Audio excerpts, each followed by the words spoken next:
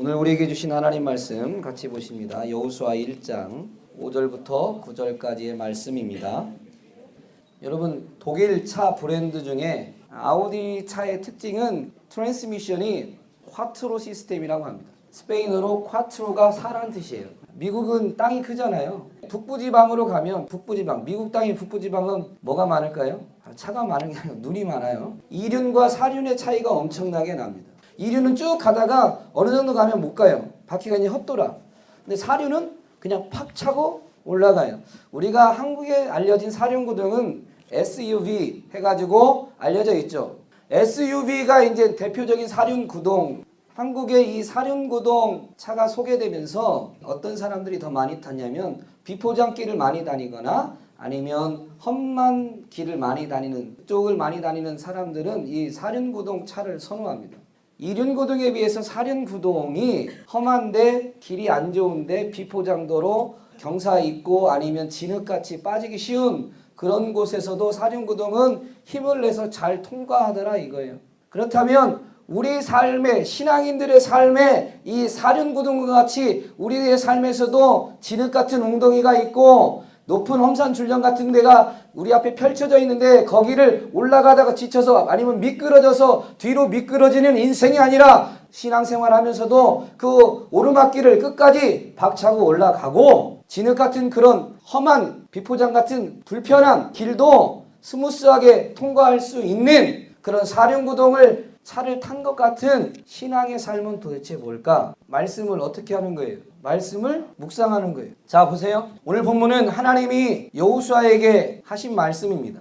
그런데 지금 여호수아가 어떤 상황이에요? 모세라는 위대한 지도자, 여러분 세계 초강대국 애굽에서 노예로 있던 이스라엘 백성, 그것도 전쟁을 할 수 있는 장정 만 16세에서 만 50세 사이에 그 전쟁을 치를 만한 사람 남성만 60만이 넘는데 그 딸린 가족들을 다 치면 숫자들이 추정할 때 최소 200만이랍니다. 세계 최강 애굽에서 그 수많은 사람, 거기에 사람만 나왔나요? 양과 소와 기르는 가축을 다 데리고 나왔어요. 전차를 타고 바로가 이 이스라엘 백성을 와서 죽이려고 뒤쫓아오던 그런 위기 상황, 그 모든 것을 넉넉히 이기고 광야를 통과해서 지금 가나안 땅 앞에까지 모세라는 이 위대한 지도자가 이스라엘 민족을 이끌어왔습니다. 근데 그 위대한 지도자 모세가 가나안 땅을 앞두고 요단강을 건너기 직전, 가나안 땅이 저쪽에 있으면 가나안 땅 맞은편 요단강이 있고 그 맞은편 느보산이라는 곳에서 하나님의 위대한 지도자 모세가 죽습니다. 그리고 그 지도자의 사명을 여호수아에게 넘겨줬거든요. 여호수아가 해야 될 일이 뭐냐면 요단강을 건너가고 가나안 땅을 정복해야 됩니다. 1절부터 4절에 보면 그 말씀이 나오죠. 그런데 이게 쉽지 않은 일인 거예요.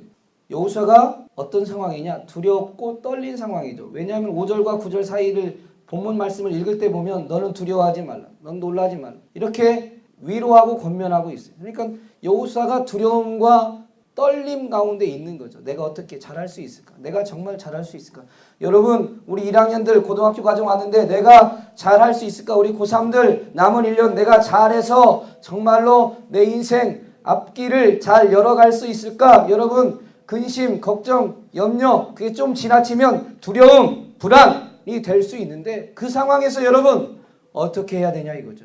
내가 감당하기 어려운 그 일들이 놓여 있는데 여러분 그 일들을 뚫고 갈 수 있는 힘이 어디에 있냐 이거죠. 오늘 하나님이 여호수아에게 주신 말씀에 보면 아까 친구가 대답한 대로 말씀 묵상에 있습니다. 이 상황에서 하나님이 여호수아에게 하신 말씀 5절 한번 읽어볼까요? 5절 말씀 성경 찾으셨으니까 자, 지금 이 일을 해야 되는데 두렵고 떨린 이 여호수아에게 하나님이 하신 말씀입니다. 내 평생에 너를 능히 대적할 자가 없다 이거예요. 전쟁을 치러야 되는데 이 여호수아와 대적할 만한 사람이 평생 동안 없을 것이다. 무슨 말이에요? 네가 전쟁을 치러야 되지만 너를 위협할 만한 적군은 없다. 네가 반드시 승리할 것이다라는 거예요. 여러분, 이거보다 큰 위로가, 이거보다 큰 힘이 지금 없습니다. 여러분이 지금 어떤 상황에 있든 하나님이 여호수아에게 하신 말씀을 여러분의 말씀으로 받는다면 여러분 무슨 일이든 할 수 있는 줄로 믿습니다. 하나님이 여호수아에게 말씀하셨어요. 너희 평생에 너를 능히 대적할 자가 없다. 무슨 말이에요? 전쟁을 해야 되는 이에게 대적이 없다면 공부해야 되는, 아니 여러분의 인생을 개척해야 되는 여러분들에게 여러분이 못할 일이 없다. 여러분이 하지 못할 일이 없다. 지금 하나님이 말씀하시는 겁니다. 말씀 묵상하는 자는 형통한 삶을 사는데, 아까 키워드는 핵심은 말씀 묵상이라고 답이 나왔으니까. 여호수아에게 지금 너의 평생에 너를 능히 대적할 자가 없으리니, 중요한 게 이겁니다. 내가 모세와 함께 있던 것 같이 하나님이 내게 대적이 없다는데 내가 어떻게 확신합니까? 내가 어떻게 압니까? 하나님이 뒷붙여서 말씀하세요. 내가 하나님이 모세와 함께 있던 것 같이. 여러분, 여호수아의 원래 직분이 뭐였어요? 모세라는 지도자가 살아있을 때 여호수아가 했던 일이 뭐예요? 이 모세라는 위대한 지도자의 보좌관, 비서였어요. 여호수아가 모세를 늘 따라다녔어요. 모세 곁에 있었어요. 그래서 하나님이 모세와 어떻게 함께 했는지 많은 이스라엘 백성들 중에서도 가장 가까이서 가장 자세하게 가장 직접적으로 보고 체험한 사람이 바로 여호수아예요. 하나님이 함께 하신다는 것이 어떤 것인가를 누구보다도 현재 남아있는 이스라엘 민족 중에 가장 잘 아는 사람이 여호수아예요. 여호수아는 하나님이 모세와 함께하면서 모세를 통해서 하나님이 어떤 일을 행하셨는가 다 봤어요. 애굽에 10가지 재앙을 내리셨고, 홍해를 가르셨고, 아말렉과의 전투를 이기게 하셨고, 음식이 없는 그들에게 만나를 주시고 하늘에 메추라기를 보내주시고, 광야 즉 사막을 지나는데 물이 없어 죽을 것 같은 그 순간에 물이 모세를 통해서 광야에서 샘을 내시고. 여러분 생각해 보세요. 그냥 샘을 낸 정도가 아니고, 지금 이스라엘 이 백성이 좋게 얼마나 된다고요? 적게 잡아도 200만. 여러분, 하나님이 내는 샘물이 200만이 먹는 거예요. 자고 일어나면 만나가 내렸는데 어떻게 내렸길래 200만, 좋게 200만이 먹고도 남을까? 하늘에 날아다니는 메추라기가 도대체 어떻게 떨어져야 200만이 메추라기를 도대체 어떻게 보내셨길래, 아니 200만 명이 배가 터지도록 먹고 남을까? 상상이 안 되죠. 여러분, 그런데 그걸 지금 여호수아는 상상한 거예요? 눈으로 본 거예요? 눈으로 다 봤어요. 가나안 땅 점령해야 되는데요, 이것보다 더 확실한 증거가 없는 거예요. 하나님이 함께할 때 모세가 어떤 일을 행했는가 봤기 때문에 너 힘으로 가서 가나안 땅을 점령하라 그러면 두렵고 떨리면서 하나님 정말 가야 됩니까? 그랬을지도 모르는데 뒤이어서 하나님이 말씀하시죠. 내가 모세와 함께 있던 것 같이 너와 함께 할 것이다. 아멘? 여러분, 믿음의 사람들에게 가장 큰 힘은 하나님이 함께 하시는 거예요. 은혜 중에 가장 큰 은혜는 뭐예요? 하나님이 함께 하시는 거예요. 여러분, 그것을 가장 눈으로 보여준 분이 예수 그리스도예요. 말씀이신 그 하나님, 그분이 육신을 입고 이 땅에 오셨습니다. 그 이름을 임마누엘이라 하리라 하리니 이는 하나님이 우리와 함께 하심이라. 여러분, 예수 그리스도가 왜 은혜 위에 은혜냐? 하나님이신 그분이 몸을 입고 우리와 함께 해 주셨어요. 내가 당해야 될 그 일을 나와 함께, 아니 나보다 먼저 당해 주셨어요. 그래서 예수 그리스도가 가장 큰 은혜입니다. 여러분이 힘들고 어려운 일이 있어요? 아픈 일이 있어요? 고통스러운 일이 있어요? 주님이, 여러분 귀를 기울이고 들어보세요. 주님이 말씀하실 거예요. 내가 다 안다. 주님이 알긴 도대체 어떻게 알아요? 예수님이 알긴 도대체 어떻게 아세요? 내 고통, 내 눈물, 내 아픔, 내 외로움, 내 이 외면당함. 여러분이 왕따 당하는 것, 여러분이 고통당하는 것, 여러분이 힘들어하는 것, 예수님보다 힘들었어요? 예수님보다 더 많은 극심한 왕따를 당했나요? 배신을 당했나요? 아니죠. 그래서 여러분, 이 예수님의 음성, 그러면서 그분이 함께하면서 너의 그 아픔, 외로움, 눈물, 좌절 내가 다 안다 라고 할 때 그분의 그 한마디에 눈물 흘리지 않을 사람이 없고, 그분을 정말로 인격적으로 만나면 그 자리에서 다시 일어서지 않을 사람이 없는 것입니다. 그분이 이미 우리와 함께 하시면서 내가 당할 그 이상을 다 감당하셨기 때문입니다. 그래서 그분이 나와 함께 하시는 것이 가장 큰 은혜입니다. 그래서 시편 기자는 그렇게 고백합니다. 여호와를 가까이 함이 내게 복이라.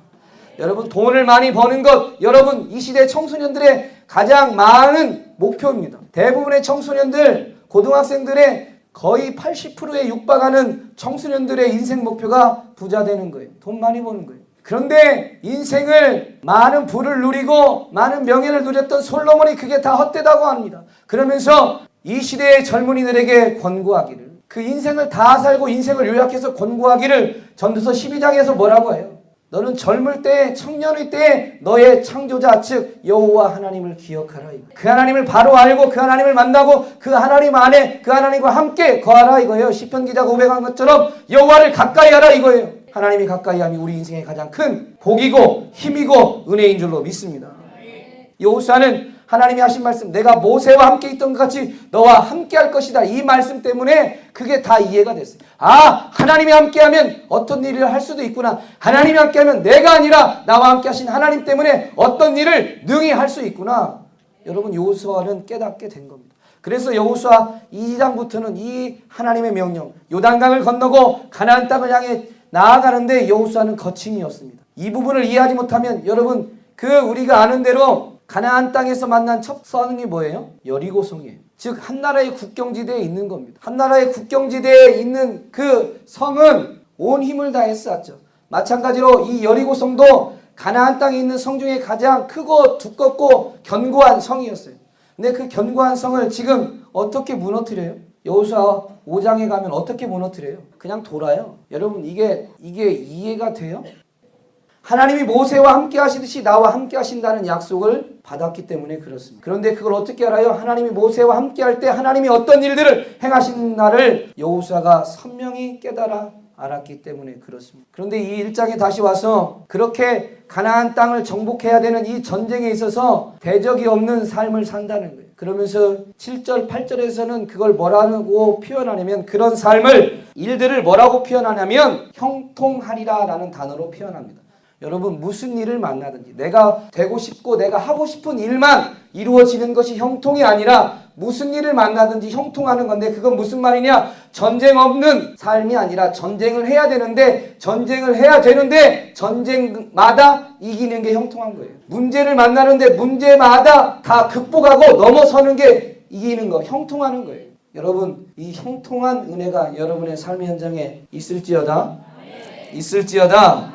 비결이 있어요. 아까 얘기한 대로 말씀, 묵상. 하나님이 함께 하시고 그래서 형통한 삶이 되는 그 은혜가 어떤 자에게 주어지는 거냐면 바로 말씀을 묵상하는 자입니다. 그리고 그걸 지켜 행하라고 했는데요. 첫 걸음은 말씀을 묵상하는 거예요. 자, 말씀 묵상이 뭐냐? 여러분, 오늘 한국교회 큐티라는 이 경건훈련이 잘 알려져 있는데 여호수아 1장 8절을 시작할 때 뭐라고 해요? 이 율법책을, 즉 이 율법책은 뭐냐면 하나님의 말씀이에요. 오늘날로 하면 성경. 왜냐하면 여호수아서가 시작됐는데 하나님이 모세를 통해서 율법이라는 걸 주셨어요. 그러니까 여호수아 시대에 하나님으로부터 주어진 말씀은 뭐가 있냐면 율법이에요. 율법. 그래서 이 율법책을 내 입에서 떠나지 말게 하라는 말은 하나님의 말씀. 오늘 저와 여러분에게는 성경을 말하는 겁니다. 키워드는 뭐냐면 율법책을 내 입에서 떠나지 말게 하면, 이게 첫 시작입니다. 우리 입에서 하나님의 율법책을 떠나지 말게 하는 거예요. 우리 입에서 율법책을 떠나지 말게 하고 말씀을 묵상하라고 그랬습니다. 이 묵상이란 단어는 시편에 많이 나왔는데 오늘 지금 여러분이 갖고 있는 성경으로 묵상이란 단어를 찾으면 그리 많지 않아요. 왜냐하면 이전 버전 여러분이 보는 성경이 개역 개정인데 바뀌기 전에 성경을 개역 한글이라고 그래요. 개역 한글은 시편에 보면 특별히 시편 119편 하나님의 말씀에 대해서 나오는데 거기에 묵상이란 단어가 많이 나옵니다. 그것을 개역 개정, 지금 여러분이 갖고 있는 책으로 바꿔진 부분에서는 묵상이란 단어를 이렇게 옮겨 적습니다. 작은 소리로 읊조리다 라고 옮겨 적었습니다. 그러면 읊조리다는 단어는 도대체 또 뭘까요? 이걸 알면 이제 묵상이 무언가 이해가 됩니다. 읊조리다는 단어, 읊조리다는 단어를 줄이면 읊다라는 단어가 되죠. 여러분, 뭐를 읊어요? 읊다. 그렇죠. 시를 읊다 그러죠. 그러면 읊조리는 건 도대체 뭘까요? 읊조리라는 단어는 시는요 굉장히 내용을 함축적으로 갖고 있어요. 그죠? 그 단어의 단어적 의미만이 아니라 시의 저자가 의도한 그 이중 삼중의 의미가 있어요. 여러분, 성경이 시보다도 훨씬 더 심오한 의미를 내포하고 있기 때문에 성경을 묵상할 때 어떻게 하는 거냐? 읊조리다. 작은 소리도 읊조리다. 무슨 의미냐면 이 구절에 담겨있는 그 의미, 그냥 이중적, 삼중적 그런 모든 의미를 이 의미가 뭘까라고 의미를 되새기면서 읽는 것이 읊조리는 거예요. 작은 소리로 읊조리는 게 묵상인데 키워드는 뭐라고요? 그것을 입에서 떠나지 말게 하라는 거예요. 여러분, 말씀 묵상이 그러면 말씀 묵상이 뭐냐? 의미가 뭘까? 이 말씀의 의미가 뭘까? 의미는 뭘까? 처음 한 번 읽어서 깨달아지지 않겠죠. 그러나 의미가 뭘까라고 질문하면서 의미를 깨달았기를 소원하면서 구하면서 작은 소리로 계속 읽는 거예요. 입에서 떠나지 않는 거니까. 계속 읽는 거예요. 근데 우리는 그 30분, 아니 한 절을요 10분 읽는 것도 못합니다. 안 합니다. 왜요? 우린 너무 똑똑해서 그래요. 여호와는 나의 목자시니 내게 부족함이 없다. 그 단어적 의미를 모르는 사람이 없어요. 근데 여기에서 하나님이 말씀하시는, 하나님이 주시는 메시지를 캐려고 안 해요. 왜? 문장을 읽는 순간 문장은 이미 이해됐어요. 우리는 너무 똑똑해서 하나의 말씀을 가지고 10분, 20분, 30분, 1시간 동안 반복해서 읊조리지 않아요. 주기도문 다 암송합니다. 여러분 기도할 줄 다 알아요. 주님이 친히 가르쳐 주셨어요. 너희는 이렇게 기도하라. 하늘에 계신 우리 아버지여 이름이 거룩히 여김을 받으시오. 여러분 기도할 때 주기도문 읊조려 보시나요?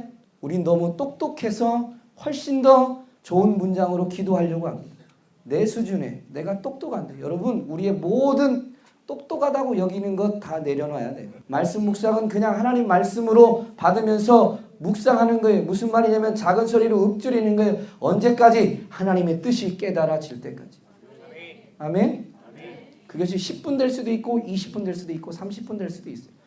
근데 성경에 보면 이 묵상, 여러분 묵상하면 어떻게 되냐? 깨달아진다고 그랬죠. 지금 하나님의 뜻이 깨달아져요. 하나님의 말씀이 깨달아져요. 정말로 여러분이 예수 그리스도를 구주로 영접했다면 하나님의 말씀은 우리 안에 있는 성령의 조명하심, 인도하심을 따라 읽고 읽다 보면 깨달아지게 돼 있고 하나님의 뜻을 분별했으면 순종하지 않을 수 없어요. 왜냐하면 우리 안에 계신 성령이 그걸 깨달아 주셨고 그 뜻에 따라 행하도록 가르치시기 때문에 그렇습니다. 여러분 해보세요. 첫 번째 단계, 입으로 이 말씀 묵상하는 걸 안 하기 때문에 우리가 하나님의 말씀을 지켜 행하지 못하는 겁니다. 주일 설교 한번 듣고 많은 주의 종들이 하나님의 말씀을 이해할 수 있도록 풀어서 가르쳐줘요. 이게 설교예요. 설교 자체보다 더 중요한 건 하나님의 말씀이 내가 이해하는데 돕는 거라는 거죠. 중요한 건 하나님의 말씀이 지금 내게 들려지고 있다. 나로 하여금 깨달을 수 있도록 돕고 있다는 거예요. 성령의 도구로 설교자라는 목사라는 사람을 세워서 여러분이 말씀을 깨닫도록 돕는데 그거 했다고 설교 들었다고 여러분 가서 지켜 행하나요? 못하는 거죠. 목사인 저도 설교 말씀을 듣고 왜 나는 말씀대로 살지 못할까? 주일 말씀 들을 땐 아멘 아멘 하면서 은혜 받고 그대로 살아야지 그러는데 다음 주일 올 때 보면 어떨 때는 심할 때는 그래요. 지난주에 뭐 들었지? 그게 저였어요. 그게. 근데 이 말씀 준비하면서 깨달은 게 뭐냐면 읊조리지 않아서 그냥 단순히 성경 구절을 암송하라는 그런 의미가 아니에요. 설교를 통해서 이 말씀의 의미를 깨달았다면 그것을 찾고 내 삶의 현장에서 묵상해야 되는 거예요. 읊조려야 돼요. 그러면 여러분 생각해 보세요. 하루에 10분, 20분씩만 이 말씀을 주신 말씀을 한 주 동안 묵상하면 즉 읊조리기 시작하면 내 입의 말이 내 귀에 들리는 겁니다. 여러분 우리에게 귀에 들린 건 어디에 저장될까요? 우리의 생각과 마음에 저장됩니다. 그 다음에는 사람의 삶은 사람의 행동은 뭐가 바뀌어야 행동의 변화가 있어요. 생각과 마음의 뜻이 바뀌어야 변화가 있습니다. 그래서 바울이 로마서 12장 우리가 지지난주에 예배에 대해서 말씀 들을 때 제가 결론으로 드렸는데 영으로 드리는 예배, 성령으로 예배하는 게 뭐냐? 그러므로 형제들아 내가 하나님의 모든 자비하심으로 너희를 권하니 너희 몸을 하나님이 기뻐하시는 거룩한 산 제사로 드리라. 이것이 너희가 드릴 영적 예배니라. 우리의 몸으로 하나님을 향해서 예배하는 것, 찬양하는 것, 기도하는 것 그것을 몸으로 따라하는 것이 영적 예배라고 그랬어요. 그게 성령으로 드리는 예배라고 했어요. 로마서 12장 1절 이어서 2절에 너희는 이 세대를 본받지 말고 마음을 새롭게 함으로 변화를 받아 하나님의 선하시고 기뻐하시고 온전한 뜻이 무엇인가 분별하도록 하라라는 거죠. 무슨 말이냐면 마음에 새롭게 됨이 없이는 하나님의 뜻을 알 수도 없고 행할 수도 없는 거예요. 내가 계속 읊조리면 그 말씀이 내 귀에 들리고 그리고 귀에만 들린 게 어떻게 돼요? 내 생각을 장식하고 내 마음에 채워지기 시작합니다. 그러면 우리의 삶이 반드시 변화가 일어납니다. 왜냐하면 하나님의 말씀은 살아있고 활력이 있어서 좌우의 날선 어떤 것보다도 예리하여 혼과 영과 및 관절과 골수를 찔러 쪼개기까지 합니다. 우리의 삶을 수술합니다. 우리의 행동을 바꿉니다. 그게 하나님의 말씀의 능력이에요. 하나님의 말씀이 활력이 있어요. 그 말씀이 계속 묵상해서 읊조려서 내 귀에 들려주고 내 생각을 바꾸고 내 마음을 바꾸면 우리의 삶이 바뀌게 되어 있어요. 여러분 생각과 마음이 바뀌고 삶이 바뀌면 여러분 육체 안에도 놀라운 변화가 있을 것입니다. 여러분 말씀을 계속 묵상하시기 바랍니다. 말씀 묵상하는 자에게는 하나님이 함께 하시는 은혜가 주어집니다. 왜냐하면 묵상할 때 말씀을 지켜 행할 수 있어요.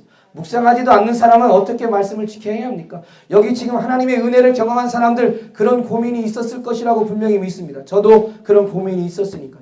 주일날 말씀에 은혜 받고 도전을 받았는데 왜 삶의 현장에서 그대로 지켜 행하지 못할까? 그 말씀을 다시 읽지 않았어요. 나는 똑똑해서 한번 들으면 깨달아지고 맞아 아멘 하고 그걸로 끝나니까 주일날 은혜 받았는데 월요일 화요일 수요일부터 말씀대로 살지 않더라.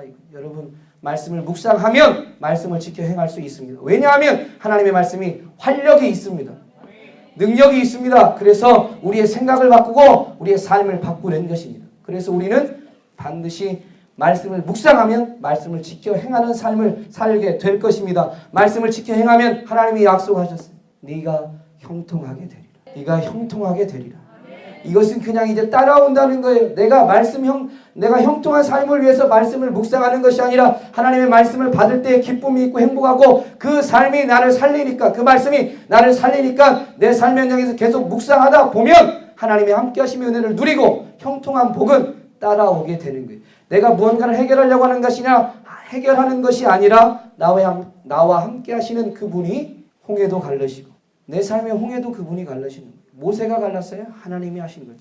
아말렉도 물리치고 만나와 메추라기도 보내주시고 광야 같은 곳에 샘을 내주시는 그 하나님이 함께 하시는 저와 여러분의 삶 동일한 은혜가 동일한 형통이 누려지게 될 것입니다.